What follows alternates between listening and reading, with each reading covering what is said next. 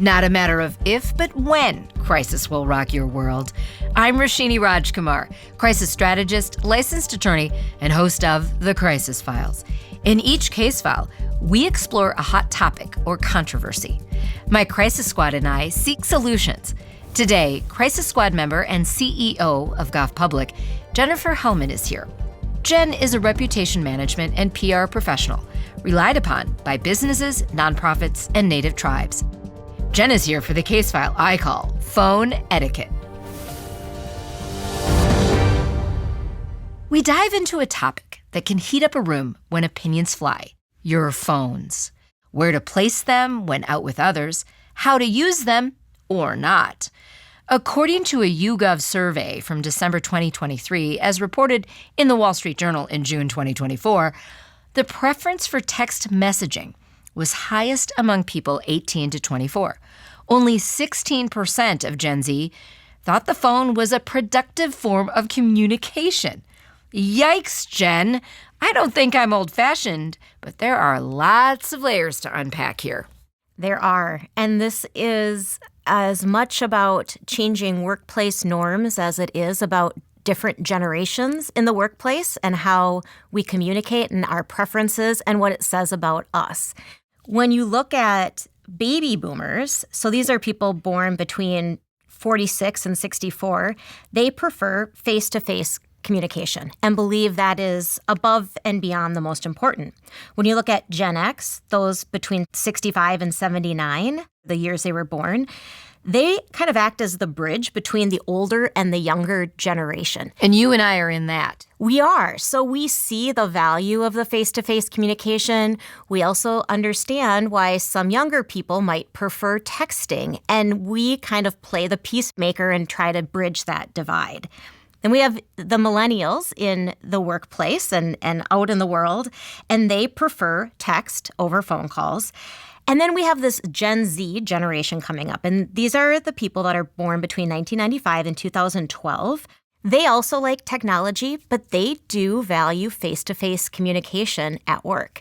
So we might be seeing just a little bit of a swinging of the pendulum, but ultimately it comes down to everybody has different communication preferences, and what we say and the way that we communicate with people says something about how we are raised, what kind of signal we're sending to somebody else, and their perception of us is also influenced by which generation they were raised in. So it's complicated. It is. All right, let's cover a few zones here. First, my favorite, because I'm so annoyed by this zone. Phone out of sight versus on the table. When I am at dinner in my home with family or friends, when I am out for a lunch meeting, whether business or friends, happy hour with friends, I don't want to see the phones on the table. I think it's rude. You and I are of the generation that there was before cell phones, when there were phones at home that had cords. You couldn't take the phone with you, and you were excited to get home and find out if anyone called. But I just think it's ultimately rude if you've set aside time for a specific person or a group. What you're saying is, I'm going to just keep my options open and my phone on the table in case I get a text or an email that I need to deal with. And the reason that feels like something that's making you feel is because it's not just about manners or etiquette. It's about how it's making you feel valued when you're communicating with another person. That's why this elicits so much of a response from people. Because I think that when you have your phone out, what does that say? That they're waiting for something more exciting, more important to happen than the face-to-face communication. We don't have enough one-on-one, face-to-face communication these days. So when we do, we expect the person talking to us to give us their all. And by having the phone out, it's saying that they're waiting for something different, more, that isn't us. And I think that's the signal you're sending. It kind of hurts inside. It does. And look, I'm a realist. You might have a baby that you left for the first time with a babysitter, and if the babysitter has an emergency, I get it. There are those kinds of things. Maybe you have a sick family member that's in the hospital. There are absolute exceptions to my overall, what I'm going to call the rule. I don't keep my phone out when I am with other people. So there are ways to address that. I think as a general rule of thumb, if you're having a one-on-one face-to-face meeting or even in a business meeting, they can be on the table but turned over, or they should be put away. If you're waiting for something significant, like your sick kid and you have to go and figure out whether you need to pick them up, you can tell the group that in advance. I'm sorry I have my phone out, but I'm waiting to hear from my babysitter. Otherwise, I wouldn't do this. State it clearly up front so they understand why. Let's say we have a table full of Gen Zers. Do they all just not care and no one's feelings are hurt? Everyone just has their phones out? Or are we still in a place where maybe we can show them a different way? That's where we get into a little of rocky territory, because I think each generation likes to think that their way is the best. So there tends to be a little bit of that, well, Gen Z does it this way, or those millennials do it this way. Ultimately, I think we all need to be a little bit more open to the fact that everybody has different communications preferences and they were raised in different ways. I know at my age, I'm horrible at multitasking. So if I'm talking to someone and I've got my phone out, I probably can't listen to what they're saying at the same time. Somebody 10, 15 years younger than me who was raised in more of that virtual world might be able to. I think it's all about when you are communicating with people, it's as much about being a good listener as it is being a good communicator. And being a good listener shows that you are engaged, you're listening to what they have to say, you're paying attention, you're asking follow-up questions, you're not jumping to conclusions, and you're starting with the idea that people are coming from a good place with good intentions, and that just because they have their phone out on the table doesn't mean that they're trying to make you mad or that they're trying to show you that you aren't important. They probably just aren't thinking about it. So part of it is a little bit of giving them grace, but then also modeling the behavior that you would want to see. Can you ever ask, especially if it's just a couple of you, can you say, would you mind putting your phone away?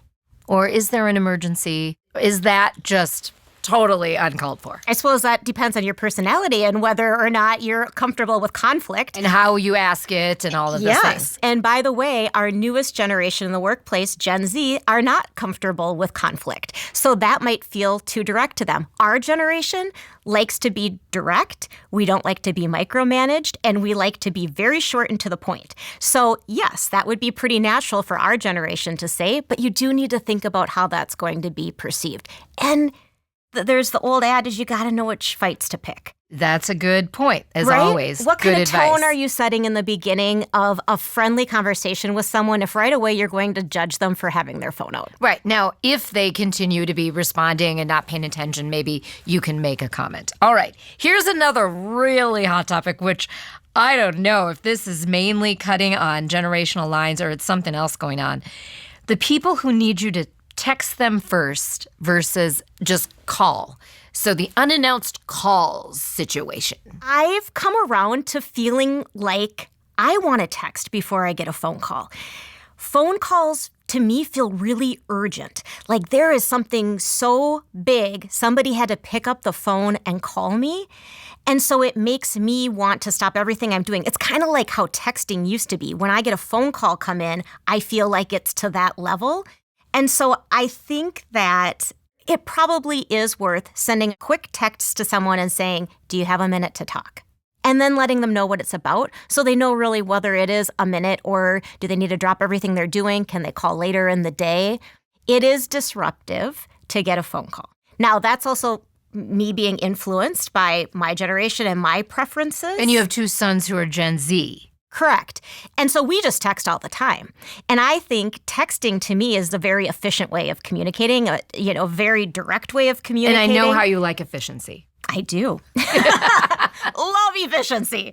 And phone calls, they have their place, especially when, one, you don't want something in writing, two, you have something to talk about that requires quite a bit of context, or three, when you think about how important tone is to really understand somebody's intentions and what they're trying to convey to you, sometimes that needs to happen over a phone call. I know if I'm texting back and forth with friends or clients and it gets beyond a few texts, we then usually switch to let's just talk on the phone because now it has become to a point where there's a lot more information to convey than what we can do over text. And you might miss something. text. Exactly. So I would say this. Look, I'm living in the real world, and I have a preference when it's important, when you care about someone. If it's a trivial matter, for example, I was out with some friends celebrating birthdays last night. And one of the people, it is her birthday this morning. And I had planned to call her and wish her this morning. But in light of the dinner, having some time together, gave her a big hug at the end.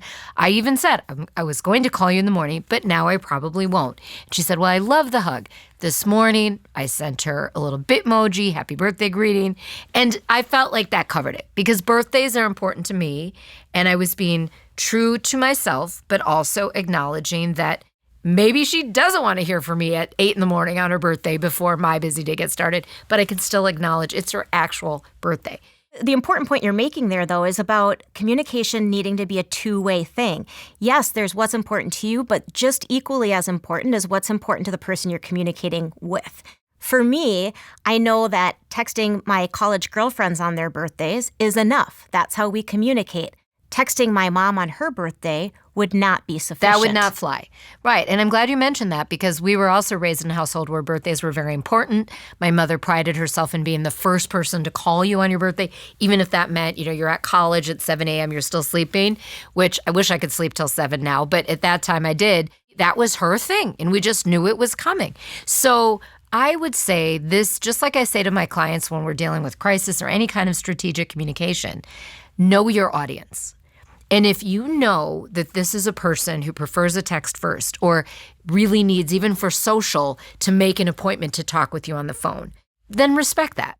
And also know who are the people you could just pick up the phone. And then what I usually do if I'm, about to drive and maybe it's a half an hour drive, maybe I want to quick talk with you or quick talk to Janie or Angela, I might, if I reach you, I might say, I'm about to, drive for 30 minutes. Do you have some time now or should we talk another time? So the first question I usually do say is, if I reach their voice, can you talk right now? Yes. Do you have a minute? Right. The other thing, Jen, is people don't have to answer the phone. That's a great point. I mean, really, why are you so insulted when people call? You don't have to answer it. Or you might know, oh gosh, I'm on deadline for a project, for a client. I'm about to, go on the air myself. I can't take that call. And maybe that person doesn't know it. I don't have to answer it. You're right. Everybody has a different sense of urgency. You also don't have to respond to a text right away if it's not urgent. You don't have to answer a phone call. I never answer a phone call from a number that I don't know. That's just a recipe for disaster. So, yeah, let it go to voicemail and find out what they want. Or if it was in the case of me going into a meeting and you're calling me, I would shoot you a quick text and say, hey, is it urgent or can I call you later? Exactly. And usually, too, most of the people in my world are still working. They're in the business world. It is rare that I'm going to call during the traditional business hours on a traditional kind of Monday through Friday situation. So I can actually text if I really feel like I need to call. And then you never know. Like there are times, I've got a long drive coming up for the crisis files, and I will gladly tell a few people, hey, I'll be in the car from this time to this time. Feel free to call me. I'm hands-free. You're calling me. It'll help me take the time away. But I also know who I can ask that question of, right? So we're really getting into the overall topic of modern day etiquette. It seems that some things have changed, but maybe we should look at it as evolving. As communication modalities evolve, for example, you and I, when we were born, there were no cell phones. So we've seen the evolution of the bag phone to the flip phone to just these devices that go beyond belief. They can probably go to the bathroom for you if you need them to. I mean, really, we've seen an evolution. So what's your advice from a reputation management and just sanity perspective to really have good business sense, good friend sense, family sense when it comes to modern day etiquette with these devices? I think the reason that people haven't always loved etiquette, and by the way, as the generations progress, we become more and more rule and norm breakers. And etiquette was kind of in a way to kind of level the playing field, set expectations around the way people should show up to work, the way that they should communicate, the way they should make plans, the way they should host parties. And I think a lot of those rules are softening, and I think that's okay. I think if we get too stuck in the rigidity of rules and etiquette that doesn't necessarily feel like it's there for a reason, people rebel against it. It all comes down to, how are you making somebody else feel? And what are you trying to communicate to them? What's your intent? Yes. I think we all need to give each other a little bit of a break. You know, just because we're meeting and we're having happy hour and you have your phone on the table does not mean, even though it might irritate me, I have to check myself and say, Roshini doesn't necessarily have that out because she thinks I'm less important. Maybe she has something else. So I'm going to assume good intentions and focus on our relationship and our conversation. And I've also been spending a lot of time as a communicator and just as a human being thinking about the fact that just because I have a preference for things does not mean that's the way other people feel. And when you pause and you think about that, like, for example, you brought up birthdays. My family has never made a big deal about birthdays. I'm rarely on Facebook. I think, why does it even matter when people wish people a happy birthday? But for other people, it really matters. And so I think I've been trying to spend more time as a communicator and a person thinking about the fact and being open to the fact that other people have different preferences, values, things that are important to them. And if they're important to me, it's my job to spend some time learning about that and allowing for it. Right. So that audience analysis about the people important to you and what are the preferences there. And what I also hope is people just talk. If there is a disagreement or if there are differing preferences, just talk about it. It doesn't mean anyone is bad or, like I will say, anyone's preference is better or worse. It just is different. And I think we can go a long way if we think about many situations that way. So I would say, as you think about your life and the history of all the different kind of communication, is there one type of device or one invention that's happened in our lifespans, and we've already said we're both Gen X, that is just exciting for you? Well, I think for sure cell phones. The other day, my son had a party, and we were talking about how they get information out to people. So now they put it out on Snapchat, but you can't list your party address because that gets out of control too quickly. So you come up with a theme, you say that there's going to be a party with this theme, and that you will confirm half hour in advance, and then people direct message you for the address. And then the problem comes in because once people start arriving, you know, on Snapchat, you can see where your friends' locations are. So essentially there becomes like a heat map over the location of the party. So now kids are worrying about this getting too big and too out of control too quickly. So I'm talking to my high school son and his friend, and they were saying, how did you do it when you were planning parties? I'm like, well, we'd have to talk in school, and we'd have to identify the location and the time, and it would have to spread through word of mouth. And then if you went there and the party wasn't going on, then you'd go to the local gas station in town and drive around till you saw someone, because there was really no way to communicate. So you look at the way that things have changed, and he also couldn't believe that we didn't have themes for our parties. Oh, like, my. How could you have a party We that were such wrecks. didn't have a theme? So things have evolved and changed. And if I got too stuck in the way that it was when I was growing up and the way that I communicated, I couldn't communicate with my kids today. Right. But it also, you know, makes you think that how did we exist? I mean, we somehow managed to have very vibrant social lives, which we don't need to describe in full detail here. But, right. You know, there were antics. There were sometimes, you know, sadly, I'm not saying I'm a proponent of this. There was illegal drinking going on at some of these parties, and somehow we found them. Well, and I think about the way that social media is the thing that has changed for everyone. Prior to social media, we were all reading the same articles, watching the same news at 10 o'clock. We were being fed things just as like kind of the masses, right? Now with social media, everything is so customized to us. If you want something really interesting, swap phones with a friend who feels different politically than you and look at their feed and how drastically different it is. Everything is customized to us based on our preferences, our beliefs, what we've clicked on, what marketers know about us, and where we want to get our information and how it wants to come to us. It has become so personalized. And really, as we're talking about etiquette and the way that we communicate with each other, that's becoming more personalized too. So these kind of big blanket rules that apply to everyone, or the idea of just being able to throw out messages and think they're going to land with all people the same all the time, that's all done. And that's okay. I like where it's going. It's a huge challenge for people who need to communicate with lots of different people. But I think it's just being open to the idea that things are changing. But ultimately, what we're trying to do is get information to people in a way that they can understand, that they can appreciate, because that's good communication. Right. Well, as always, lots of things for us to think about and use in our regular lives. Thank you, Jen, for a reality check. Connect with Jen at govpublic.com or at Jen Hellman on LinkedIn. Today's Crisis Brief is brought to you by Spoke 612 Productions. Number 1. Be aware of what your nonverbals with your devices are communicating. Number 2. Good communication is a two-way street. Be open to different preferences and different styles. Number 3. Give yourself and others grace. Spoke 612 Productions takes your ideas and brings them to life.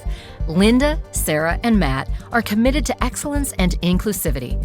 As a WeBank certified women-owned production company, Spoke 612 inspires awareness and delivers impact through storytelling. When you put your project in their hands, Spoke 612 draws on their own talents and experience to ensure they tell the best possible version of your story. Visit their portfolio at spoke612.com. Follow us on YouTube and Instagram at The Crisis Files. Rate, review, and subscribe to The Crisis Files on your platform of choice. Check out our website, thecrisisfiles.com, to catch up on all case files in one easy spot. I'm Roshini Rajkumar. Join me next time on The Crisis Files.